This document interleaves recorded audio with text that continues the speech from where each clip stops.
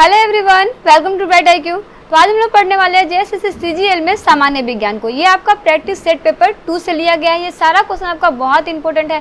इसमें कुछ ऐसे क्वेश्चन है जो आपके हूबहू एग्जाम में मैच कर सकते हैं, तो प्लीज़ वीडियो को स्किप बिल्कुल भी मत कीजिएगा, एंड तक जरूर देखिएगा। चलिए बिना लेट के हम लोग स्टार्ट करते हैं फर्स्ट क्वेश्चन से, जो है आपका कि निम्न को सुमेलित कीजिए। आपके पास सूची 1 और सूची 2 दिया हुआ है, आपको इसको सही करना है, सुमेलित करना है। ठीक है, तो देखिए अगर हम लोग यहाँ पे देखते हैं ना, तो जूल जो होता है ना वो आपका कार्य और ऊर्जा का मात्रक होता है। तो याद रखिएगा, जूल किसका मात्रक होता है, तो वो है आपका कार्य या फिर ऊर्जा का। तो यहाँ पे कार्य दिया हुआ, ऊर्जा नहीं दिया हुआ है। वहीं अगर हम लोग यहाँ पे देखिए एम्पियर, वोल्ट और वाट का, तो इसका जो मात्रक होता है एम्पियर, वोल्ट, वाट और साथ साथ कैलोरी का भी जो मात्रक होता है वो आपका धारा होता है, एक का सामर्थ्य होता है, एक का विभवांतर होता है और ऊष्मा के मात्रक होते हैं। ठीक है, दैट मीन्स करेक्ट आंसर आप यहाँ पे देखिए तो इसका तो जूल हो गया आपका, दूसरा का आपका एम्पियर का धारा हो गया। अब इसके अकॉर्डिंग आप मिला के देखिए कि कौन सा ऑप्शन जो है आपका टैली करता है। अगर हम लोग यहाँ पे ऑप्शन ए में देखते हैं ना, तो यहाँ पे क्या है, फर्स्ट का आपके पास सी दिया हुआ है, बिल्कुल सही है। सेकंड का आपके पास ए दिया हुआ है, बिल्कुल सही है। अगर हम लोग यहाँ पे ऑप्शन बी, सी और डी में देखते हैं, तो इसमें आपका कोई भी जो है ये मैच नहीं कर रहा है। दैट मीन्स अगर आपको 1 से 2 मात्रक भी याद होंगे ना, तो आप इस तरह के क्वेश्चन को बहुत आसानी से बना पाइएगा। जरूरी नहीं कि आपको सब का सब आंसर जो है आपका सही होना चाहिए। तो देखिए इस तरह के क्वेश्चन में यही फायदा होता है कि आपको अगर 2 मात्रक भी पता है ना, 2 से 3 मात्रक भी पता है, मैक्सिमम अगर आपको 2 मात्रक पता है तो आप आगे पीछे करके उसको ऐड करके देख लीजिएगा। आगे बढ़ते हैं, देखते हैं इसका नेक्स्ट क्वेश्चन। तो इसका नेक्स्ट क्वेश्चन है आपके पास कि भरी हुई गाड़ी को चलाने में और उसे चलायमान रखने के लिए आवश्यक ताकत से अपेक्षाकृत अधिक ताकत से धक्का देना पड़ता है। क्यों पड़ता है, क्योंकि बताइए क्या कारण हो सकता है। तो जी हाँ, इसलिए इसमें देना पड़ता है क्योंकि एक बार गाड़ी जो है वो चल पड़ने के बाद जो है उसमें घर्षण होता है ना, और घर्षण होने के कारण इसे आपको चलायमान रखना पड़ता है। और यही वजह होता है कि इसे चलायमान रखने के लिए आवश्यक बल से अधिक बल जो है इसमें लगाना पड़ता है। वही नेक्स्ट क्वेश्चन आपके पास कि लोहे का एक गोला पारद पर तैरता है किंतु पानी में डूब जाता है। बताइए ऐसा क्यों होता है। तो देखिए अगर इसमें आप देखेंगे ना, तो बेसिकली लोहे का गोला जो है वो पारद पर तैरता है, ठीक है, जबकि पानी में डूब जाता है। देखिए इसके पीछे का कारण यही होता है कि पानी का जो अपेक्षाकृत घनत्व होता है ना वो लोहे से कम होता है, और पारद से अपेक्षाकृत घनत्व जो है वो लोहे के अपेक्षाकृत घनत्व से अधिक होता है, इसीलिए ऐसा होता है। That means the correct answer क्या हो जाएगा, ऑप्शन ए, लोहे का अपेक्षित घनत्व पारद के अपेक्षित घनत्व से अधिक होता है। नेक्स्ट क्वेश्चन है आपके पास कि DRDO द्वारा विकसित लक्ष्य और निशांत हैं। तो DRDO द्वारा विकसित लक्ष्य और निशांत क्या है। तो देखिए DRDO द्वारा विकसित लक्ष्य और निशांत जो है वो आपका मानव रहित वाहन है। क्या है, मानव रहित वाहन है। देखिए आपका ये जो आपका DRDO है ना, DRDO की एक शाखा है आपका aeronautical design establishment of India के द्वारा इसे बनाया गया है, इसे याद रखिएगा। वहीं आगे बढ़ते हैं, देखते हैं इसका नेक्स्ट क्वेश्चन।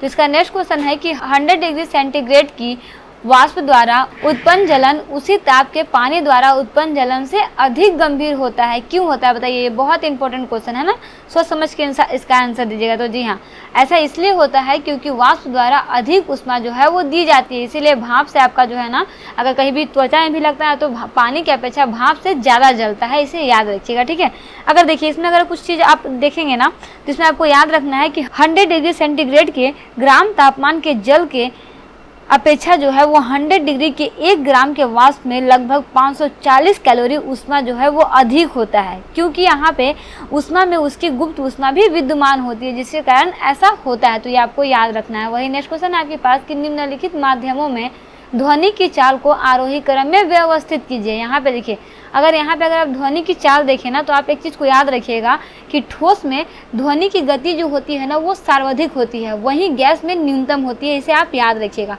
ध्वनि का वेग माध्यम के घनत्व पर निर्भर करता है। जिस माध्यम में घनत्व अधिक होगा उसमें ध्वनि की चाल अधिक होगी। यहाँ पे सबसे अधिक यहाँ पे किस में होगा, आपका आरोही क्रम में इसको व्यवस्थित करना, सबसे पहले आपका नाइट्रोजन होगा, उसके बाद में आपका जल होगा, फिर आपके पास में थर्ड में इस्पात होगा। ठीक है, दैट मीन्स करेक्ट आंसर क्या हो जाएगा, ऑप्शन बी, पहले नाइट्रोजन फिर आपका जल उसके बाद में इस्पात। वही नेक्स्ट क्वेश्चन है आपके पास कि निम्नलिखित कथनों पर विचार करें। क्या कथन आपके पास है कि आपके पास ठोस जल उपयुक्त नहीं होता है, किस किस में उपयुक्त नहीं होता है, आपको इसमें सही उत्तर जो है वो देना है। तो अगर हम लोग यहाँ पे देखते हैं तो साबुन से कपड़े धोने के लिए, पानी पीने के लिए, फसल की सिंचाई करने के लिए और बॉयलर्स में प्रयोग करने के लिए, इसमें से किसी भी चीज़ के लिए आपका कठोर जल का उपयोग जो है वो नहीं किया जाता। दैट मीन्स इसका उपयुक्त कथन में सही आंसर क्या हो जाएगा, वो है आपका ऑप्शन डी, 1, 2 और 3, 4 ये सारा कथन आपका गलत है।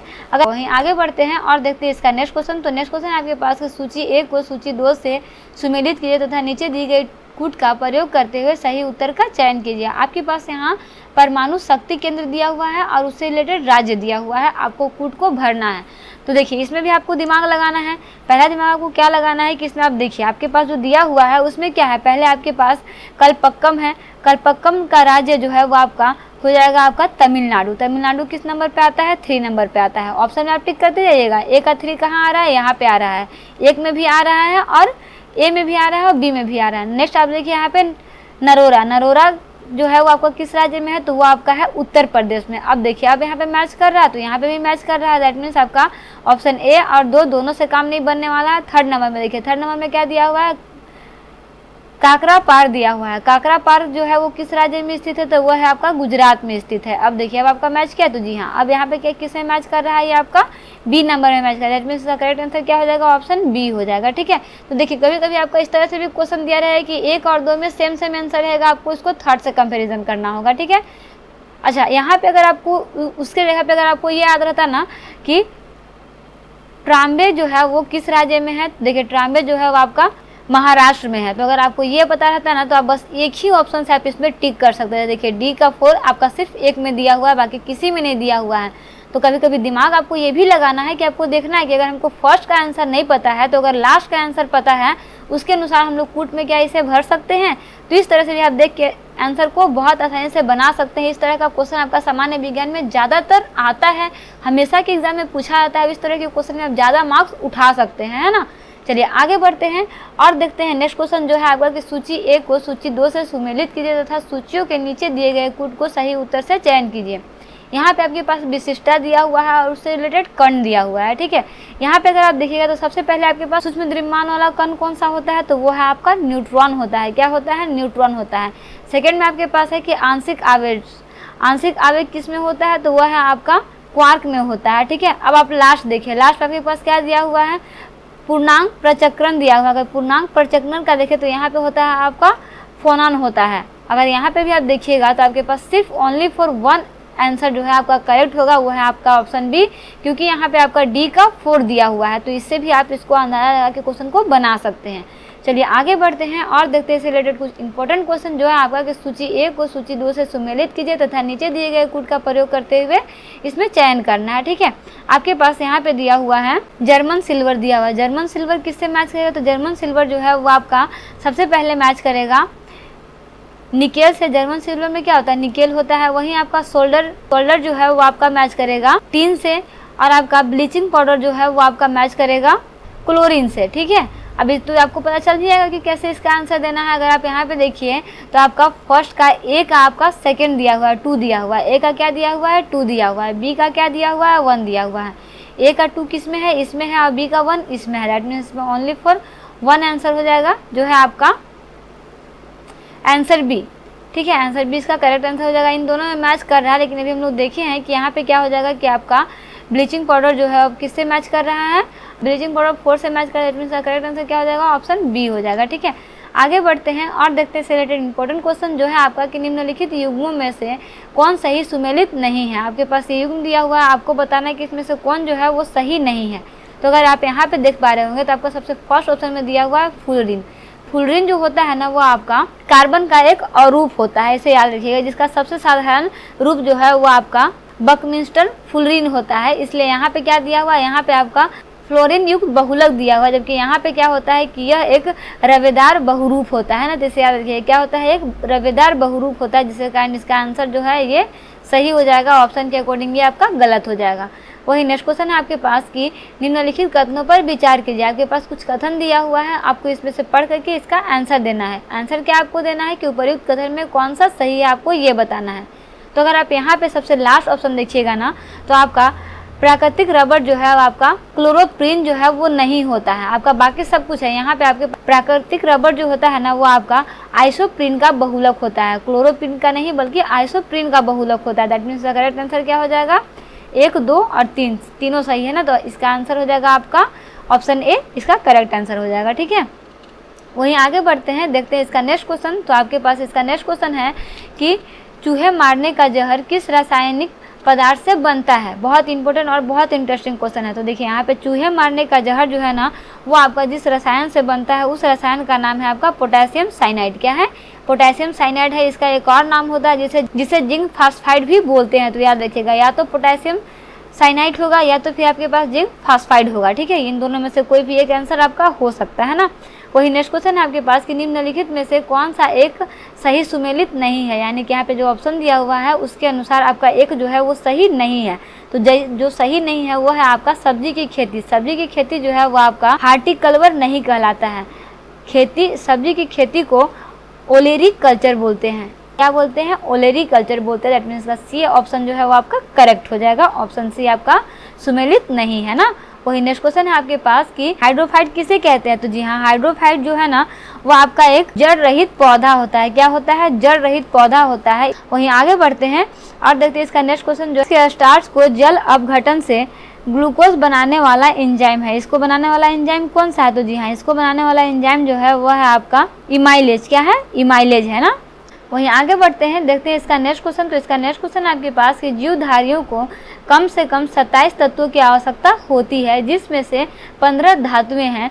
इनमें जो प्रचुर मात्रा में आवश्यक है वे कौन कौन से हैं? आपके पास ऑप्शन दिया हुआ है, ऑप्शन के अनुसार इसका आपको आंसर देना है। तो पोटेशियम होता है, मैग्नीशियम होता है, सोडियम होता है और आपका कैल्शियम होता है, साथ ही साथ सल्फर और क्लोरीन भी होता है। इसमें सल्फर और क्लोरीन तो नहीं है लेकिन सोडियम और कैल्शियम है। दैट मीन्स इसका सी ऑप्शन जो है करेक्ट हो जाएगा।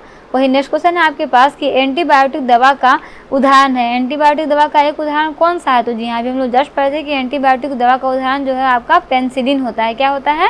पेनिसिलिन होता है ना। वहीं आगे बढ़ते हैं, देखते हैं इसका नेक्स्ट क्वेश्चन जो है आपका कि सूची 1 में आपका अंतःस्रावित ग्रंथियां दिया हुआ है और सूची 2 में आपका स्रावित ग्रंथियां दिया हुआ है। सुमेलित करना है और नीचे दिए गए कूट को सही करना है। ठीक है, तो देखिए आपके पास जो दिया हुआ है सबसे पहले आपके पास जनन ग्रंथि दिया हुआ है। देखिएगा, जनन ग्रंथि जो है आपका प्रोजेस्टेरोन होता है। वहीं आपका पीयूष ग्रंथि का जो है वो आपका वृद्धि हार्मोन होता है। क्या होता है? वृद्धि हार्मोन होता है। देखिए, तो दो आंसर को बना करके आप इसका सही बना सकते हैं इसको। तो देखिए आपके पास ए का क्या दिया हुआ है? ए का 2 दिया हुआ है और बी का 3 दिया हुआ है। ए का 2 इसमें है और बी का 3 इसमें है। देखिए इसमें आपका काम नहीं चलेगा ना, आपको नेक्स्ट देखना होगा। तो अग्नाशय यहाँ पे दिया हुआ है, अग्नाशय के क्या हो जाएगा? इंसुलिन हो जाएगा। ठीक है, अग्नाशय का इंसुलिन इसमें भी दिया हुआ है, इसमें दिया हुआ है ना, इसमें दिया हुआ है। दैट मीन्स का सी आंसर जो है आपका करेक्ट हो जाएगा। तो देखिए इस तरह से भी कभी कभी आंसर आते हैं ना कि आपका मैच करेगा ही नहीं, तो इसमें आपको कंफ्यूज नहीं होना है। आपको कम से कम 2 से 3 नाम को याद रखना है। अगर आप इसमें लास्ट नाम को याद रखना है तभी आप कंफ्यूज आते हैं, क्योंकि लास्ट में देखिए आपके पास क्या दिया हुआ है? आपके पास अधिवृक्क दिया हुआ है जो आपका क्या हो जाएगा? कार्टिसोल हो जाएगा। लेकिन इससे भी काम नहीं बनेगा क्योंकि यहाँ पे डी का 4 जो है आपके पास दोनों में दिया हुआ है ना, और यहाँ पे सी का 1 इसमें दोनों में दिया हुआ है। दैट मीन्स इसमें अगर आपको सबका याद नहीं रहेगा और कम से कम 3 का याद नहीं रहेगा तो इस तरह के क्वेश्चन को आप नहीं बना पाइएगा, है ना। तो कुछ क्वेश्चन को ना आपका समझिए कि इसमें आपका लक काम नहीं देता है, इसमें आपको क्वेश्चन को याद करना पड़ता है ना। चलिए आगे बढ़ते हैं और सामान्य ज्ञान का लास्ट क्वेश्चन है आपका जो है आपका कि सूची 1 को सूची 2 से सुमेलित कीजिए और नीचे दिए गए कूट का प्रयोग करते हुए सही उत्तर का चयन कीजिए। ठीक है, देखिए यहाँ पे आपके पास दिया हुआ है कुछ चीज़ दिया हुआ है, जैसे आपके पास यहाँ पे कुछ पंछी और फिर कुछ चीज़ का नाम दिया, उससे रिलेटेड कुछ तथ्य दिए हुए हैं, आपको बताना है। पंछी जो कभी अपना घोंसला नहीं बनाता वो कौन सा होता है? वो आपका होता है